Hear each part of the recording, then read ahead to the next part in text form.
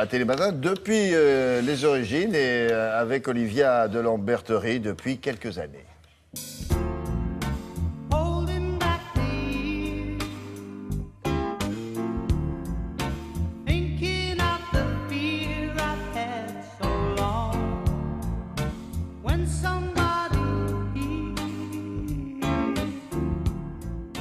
Comme c'est un livre très complexe, forcément il faut un peu mettre tout en place, donc c'est pas le plus agréable à lire. Mais une fois que vous avez passé ces 50 pages, honnêtement, vous pouvez pas vous en détacher. Roman, c'est de la fiction totale. Fiction On peut totale. fêter nos 10 ans de liaison entre Télématin et vous, 10 ans pile. 10 ans pile, Et alors évidemment, vous n'avez pas changé, mais alors rien. J'étais enceinte. Et puis en plus, vous étiez enceinte. Ouais. Voilà. La photo que nous avons vue précédemment, c'était une fin de parcours scolaire. Vous étiez Je lis déjà, je suis au lycée et je lis déjà tout le temps. Oui. Je suis obligée de le reconnaître. Alors, à l'époque, elle se disait, il y a deux solutions pour moi dans la vie, parce que j'ai eu votre fiche à la préfecture, c'était devenir journaliste ou chirurgien ou pom-pom girl. Finalement, chirurgien, elle a dit non, pom-pom girl, c'est pour bientôt, parce que la maladie, le sang, tout ça, et du coup, elle s'est dit, je vais continuer à lire, et c'est ce qu'elle fait si bien pour nous. Alors, une fois n'est pas coutume, cette chronique littéraire, on ne va pas se pencher sur des auteurs, ce que vous faites souvent, mais sur des éditeurs et très précisément sur des éditrices, parce que ça s'est féminisé ce métier-là, non? Oui, je pense que c'est la grande caractéristique de l'édition dans ces 30 dernières années, c'est la féminisation. Il y a 30 ans, il y a certes des éditrices, mais pas de patronnes de maisons d'édition. Il y a des éditrices vedettes. Sûrement, vous vous rappelez de Françoise Verny, qui était une éditrice. Elle voyait quelqu'un dans la rue, elle lui disait « Toi, tu as une gueule d'écrivain ». Et hop, d'ailleurs, il pouvait avoir le prix Goncourt comme Kefelec, où elle a lancé aussi Jardin. Il y avait évidemment Régine Deforges, grande éditrice de livres érotiques, mais pas de patronne. Et pour moi, il y a deux femmes qui ont ouvert la voie.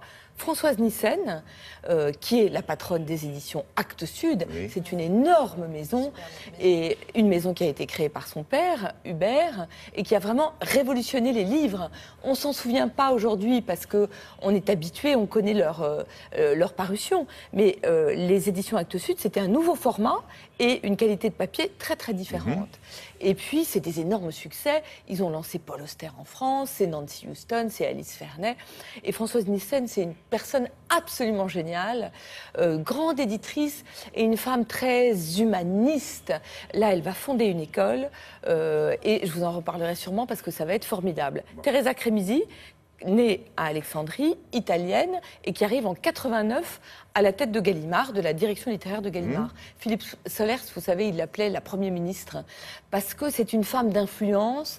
Grâce à elle, Gallimard a gagné beaucoup de prix Goncourt et est devenue une maison très importante. Elle sort son premier roman, d'ailleurs, Teresa Cremisi, qui s'appelle La Triomphante, aux éditions des Équateurs. Elle écrit, parce qu'elle a dû se dire, je ne peux pas oser faire ça depuis le temps. Et bien justement, et alors je peux vous dire qu'on l'attendait tous, et oui, bien sûr. Et c'est formidable, je vous en reparlerai ici. Et après, ce qui est intéressant, c'est que dans la mouvance de ces deux femmes, il y a beaucoup de femmes qui ont ouvert leur propre maison.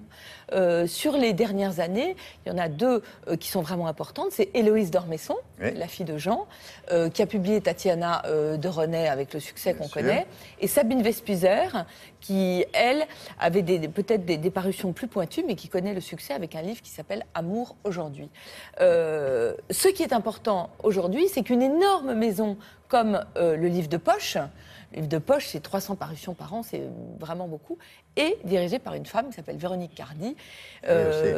Fayard est dirigé par Sophie de Closet, la fille de François de Closet, qui a 30 ans, un tout petit bébé, et qui vient de faire un triomphe avec Marc C'est la Lavoine. revanche, poussez-vous les mecs, c'est à nous maintenant le pouvoir, c'est ça? Non, on arrive, attention.